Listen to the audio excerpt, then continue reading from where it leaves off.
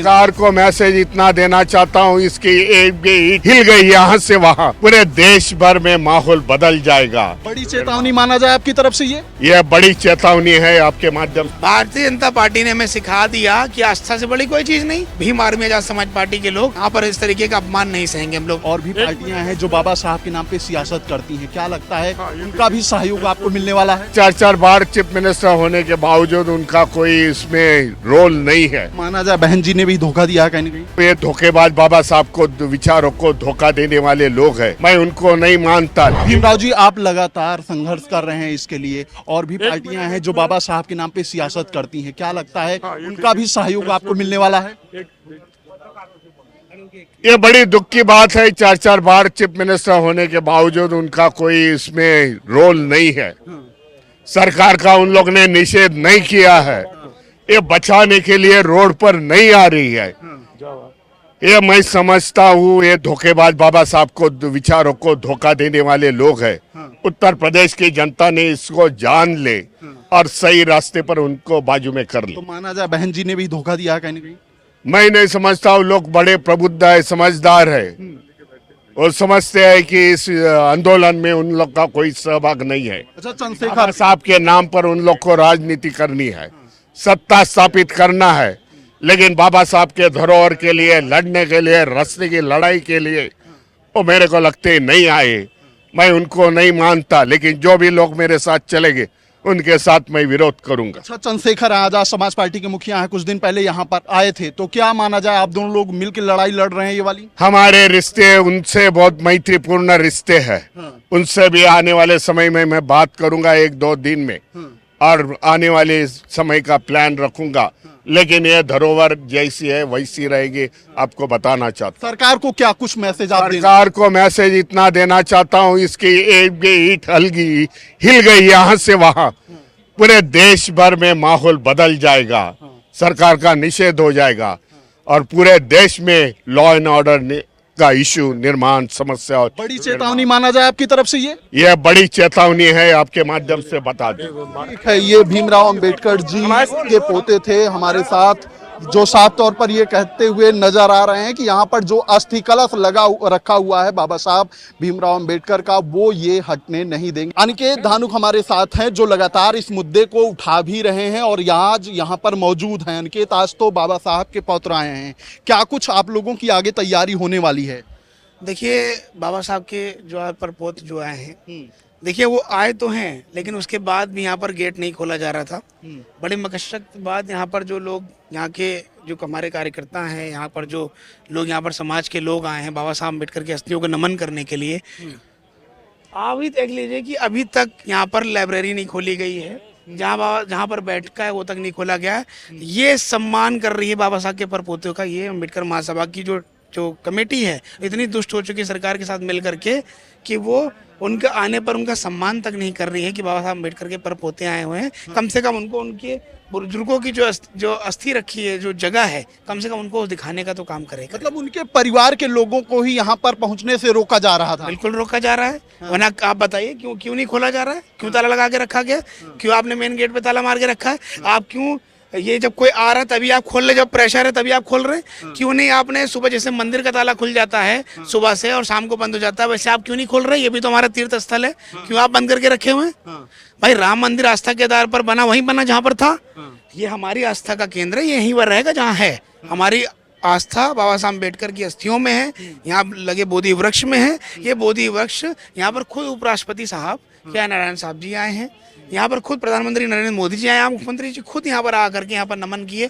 और इससे पहले पूर्व हमारे जो प्रधानमंत्री रहे हैं VP सिंह जी यहाँ पर खुद आकर के मंडल कमीशन की सिफारिशें लागू करने के लिए, यहीं पर 27% आरक्षण के लिए बैकवर्ड समाज के लिए, यहीं पर वहाँ तत्कालीन मुख्यमंत्री को यहाँ पर बोल के गए। तो ये एक ऐतिहासिक जगह है। इनको खटागृह जैसे गांव के दक्षिण में दलितों को रखा जाता था, तो सरकार आज ही बाबा साहब अम्बेडकर को उसी भावना से देख रही है कि बाबा साहब अम्बेडकर की अस्थियों को, इस बोधि वृक्ष को खत्म करके यहाँ से वही किनारे पर कूड़े में फेंकने का काम कर रही है। लेकिन लगातार आप लोग ये कहते हुए नजर आ रहे हैं कि हटने नहीं देंगे। नहीं, क्यों हटने देंगे? ये आस्था का केंद्र। हमने क्या बोला? भारतीय जनता पार्टी ने हमें सिखा दिया कि आस्था से बड़ी कोई चीज नहीं। हम भी कह रहे हैं आस्था से कोई बड़ी चीज नहीं। आज वही है कि आस्था के आधार पर यहाँ पर सब लोग यहाँ पर इकट्ठे हुए हैं और ये आंदोलन तो अभी जन आंदोलन का रूप लेगा। अभी तो धीरे धीरे लोग आ रहे हैं दर्शन करने के लिए।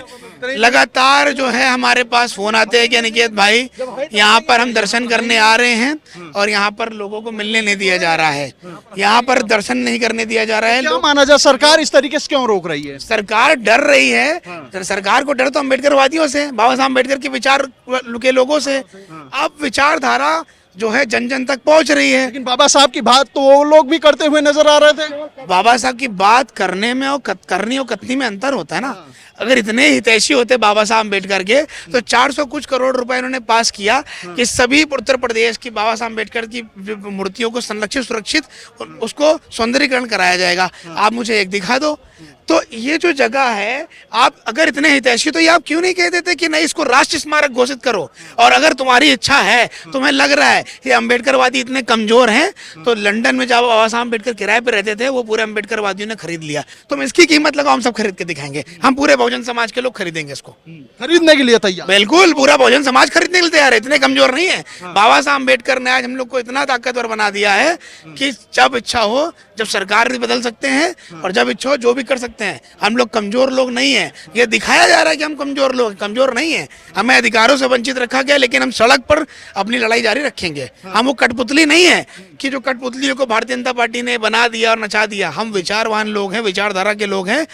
जान चली जाए, हम लोग को बीच से फाड़ दिया जाए, गोली मार दी जाए, हत्या कर जाए, कितने इनकाउंटर करा दिए जाए, अंबेडकर महासभा को यहाँ से नहीं हटाया जा सकता। इससे पहले चंद्रशेखर यहाँ पर आए थे, आज खुद बाबा साहब के परपौत्र आए हैं। क्या माना जाए आप लोग मिल के लड़ाई ये लड़ रहे हैं? चंद्रशेखर आजाद जी आए थे, सांसद हैं वो, और करोड़ों बहुजनों की, वंचित लोगों की आवाज हैं। तो चंद्रशेखर जी आए थे यहाँ पर और उन्होंने इससे पहले भी 2020 में माननीय चंद्रशेखर आजाद जी के आदेश पर हम लोगों ने यहाँ पर, जब यहाँ पर बोधि वृक्ष पर हमला हुआ था, तब आप देव कुमार साहब हमारे जो प्रजा समाज पार्टी के प्रवक्ता हैं, उनके नेतृत्व में हम लोगों ने यहाँ पर आंदोलन किया था। उस बार भी हम लोगों ने अम्बेडकर महासभा को बचाया और इस बार भी माननीय चंद्रशेखर आजाद जी अम्बेडकर महासभा के सामने ढाल बन के खड़े हुए हैं कि कोई भी भीम आर्मी आजाद समाज पार्टी के लोग खड़े हुए हैं कि हम लोग आज यहाँ बाबा साहब अम्बेडकर के पर बोत आए हैं। हम लोग यहाँ खड़े हैं कि यहाँ पर इस तरीके का अपमान नहीं सहेंगे हम लोग बाबा साहब अम्बेडकर के। माना जाए आप लोग मिलकर लड़ाई लड़ रहे हैं। बिल्कुल बिल्कुल, ये तो विचारधारा, हम लोग एक हैं। क्या कह रहे हैं? देखिए, ये जो लड़ाई है वो समाज की लड़ाई है। एक दल से ऊपर उठकर के ये लड़ाई हुई है और विचारधारा की लड़ाई है। और जैसे जैसे हमारी ताकत बढ़ रही है तो उनसे ये लोग खौफजदा है। और ये जो प्लेस है वो विधानसभा के आगे प्लेस है और यहाँ पर बोधि वृक्ष है जो कि आर्कियोलॉजी से संरक्षित है। इसको हटा नहीं सकते इधर से। ये क्या कह रहे हैं आप? ये जो हमारा है वही रहेगा, लड़ाई हम क्यों लड़ दें? सरकार से कोई जीत नहीं सकता। इतना बड़ा कानून बनाया जो संविधान का, जो यहाँ पर है वही रहेगा। हम लड़ेंगे क्यों भैया? हम ना उससे लड़ेंगे ना सरकार से लड़ेंगे। हमारा जो पुश्तैनी चला रहा है वही ये रहेगा। मैं किसी लड़ना नहीं चाहता हूँ। अपना मनवादी अपना करें, मैं अपना अम्बेडकरवादी अपना करेंगे। क्यों लड़ेंगे? हम लड़ाई नहीं लड़ेंगे किसी से, लेकिन हटने नहीं देंगे। हटने जब ये भी जबरदस्ती नहीं, जो है वही रहने दीजिए। जो सरकार का है वही रहेगा। मैं लड़ाई नहीं किसी से लड़ना चाहता हूँ। और जो लड़ाई लड़ोगे तो जीतेगी ही सरकार, मैं वादा करता हूँ। अगर लड़ाई लड़ोगे तो जीत जाएगी सरकार, मैं वादा करता हूँ, लिखित देता हूँ। कौन सरकार जीतेगी? वही जो इसमें लड़ाई लड़ेगी। ये 3 बार नोटिस दिया है, गलत दिया है जिन्होंने। जो हमारे पुश्तैनी यहाँ का है वही रहने दीजिए यार, जो हमारा वही रहने दीजिए। आप क्यों लड़ना चाहते हो? आप कहते हो कि हमारे बीजेपी में रहिए, मैं कहता हूँ मैं बीएसपी में रहिए। आप जिसमें रहना चाहते हो उसमें रहिए, मगर जो जहाँ का वही रहने दीजिए। मेरा जो जन्मभूमि यहाँ की है, जो हड्डियाँ यहाँ की है, जो यहाँ पर फूंका गया, दफनाया गया, उसको यहीं रहने दीजिए। सर हम लड़ाई नहीं लड़ते किसी से। तमाम ये बहुजन समाज के लोग हैं जो आज यहाँ पर मौजूद हैं। बाबा साहब के जो परपौत्र थे वो भी यहाँ पर आए हुए थे और साफ तौर पर इन लोगों का यही कहना है किसी भी हालत में यहाँ से ये अस्थि कलश हटने नहीं दिया जाएगा। इस बातचीत में फिलहाल इतना ही। ऐसी खबरों को आपके बीच में लेकर आते रहेंगे। तब तक देखते रहिए खबर 4। कैमरा पर्सन अभिजीत के साथ अमन सिंह, लखनऊ।